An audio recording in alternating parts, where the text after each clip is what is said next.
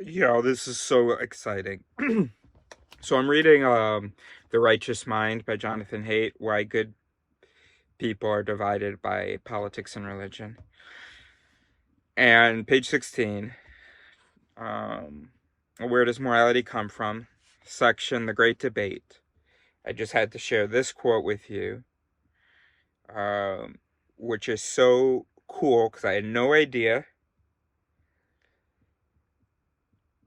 So this is great. All right, so Richard Schweder,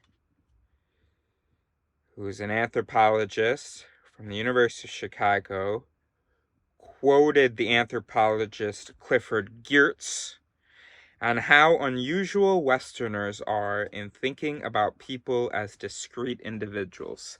Just before I read the quote, just because I just wrote on my whiteboard some of the things that I want to ask people about their conscious experience, their soul existence, in order and so that's one way in which it relates. And then the other thing, I guess, because that's not really a connection. So let me come up with the second thing, which is that we made a video where we talked about animals and animism and humans and gods and humans feeling special and like angels and stuff. And I speculated that maybe, as the brain was developing, as it sort of attributed to itself a self, it probably also attributed then, based on what we see today, to all other entities. And then it may be a very recent thing to attribute it just to humans. Talk about the difference between humans and animals and people. For instance, in where I'm from, so France, Spain, and maybe the US. I mean, I'm from the US, but I only paid attention to this in Europe. People think that they can have a right to be annoyed if your wet dog brushes up against them. Even if they're in the forest, even if they are by water, right? I'm not, now they're not in their office building, they're not at home, they're on the beach or something. And that's wild to me because, I mean, a bird would shit on you and you wouldn't blame anyone, right? You don't, I just think it's silly. All right, anyway, let's just get to the quote. Okay.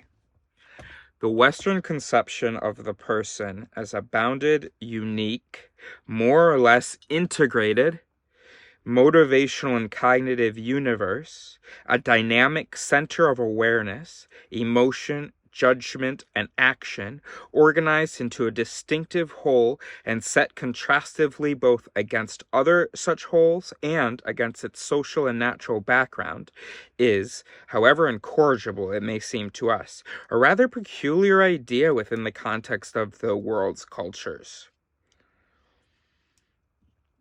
Yeah. Oh, I misread that. Okay. However incorrigible it may seem to us, a rather peculiar idea within the context of the world's cultures. And that is so incorrigible, right? Isn't that is how, I mean, I don't know who you are, but that is definitely how, that is what I'm trying to fight against, but it is also how I naturally see the self. And to know that there are modern humans to whom that is a peculiar idea is so reassuring. Not that my work here on this channel is about saying that the individual doesn't exist.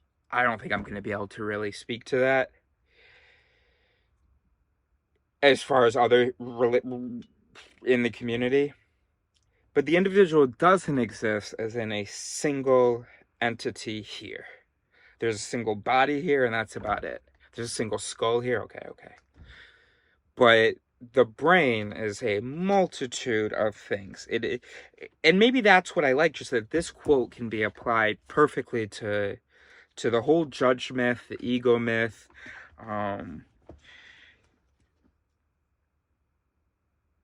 And you don't have to change anything. You don't have to change contrastively both against other. I'm going to read it again, all right? Because I don't want to put the text on the screen. I had a very dramatic week trying to export this project with, anyway, it was all, never mind. Actually, had nothing to do with the titles I learned today. Okay, so I should say it out loud so that I don't feel discouraged about doing complicated titles. The Western conception of the person as a bounded, unique, more or less integrated, motivational, and cognitive universe, a dynamic center of awareness, emotion, judgment, and action organized into a distinctive whole and set contrastively both against other such wholes and against its social and natural background is, however incorrigible it may seem to us, a rather peculiar idea within the context of the world's cultures.